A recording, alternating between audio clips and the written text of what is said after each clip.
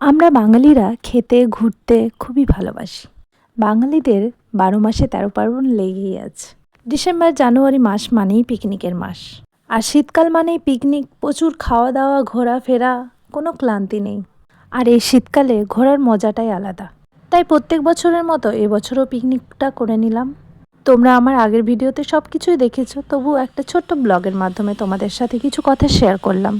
শীতকালে ঘোরাফেরা শেষ হলেই তো আবার বিয়েবাড়ির সিজন শুরু হয়ে যাবে। বিয়েবাড়ি মানেই খাওয়া দাওয়া এনজয় করা। আর নিজেদের ফ্যামিলির কারো বিয়ে থাকলে তো কথাই হবে না। পিকনিকের তো আর সময় ছিল না, প্রায় শেষের দিকেই চলে এসেছে, তাই পিকনিকটা সেরে নিলাম। সত্যি কথা বলতে আমি ঘুরতে খুব ভালোবাসি, আর সেরকমই জুটেছে আমার বরটাও। অ্যাকচুয়ালি আমার বর ঘুরতে খুবই ভালোবাসে, আর তার সঙ্গ দোষে আমার এই নেশাটা লেগে গেছে।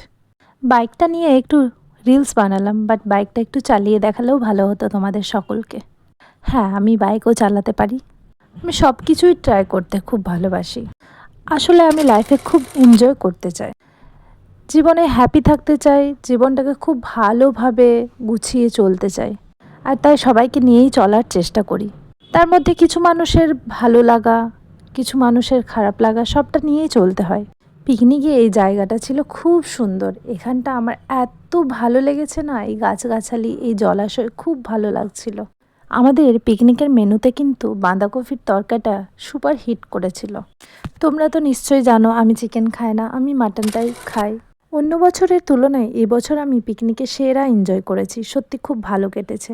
তো ব্লগটা এখানেই শেষ করলাম, আশা করি তোমাদের ভালো লেগেছে। টাটা।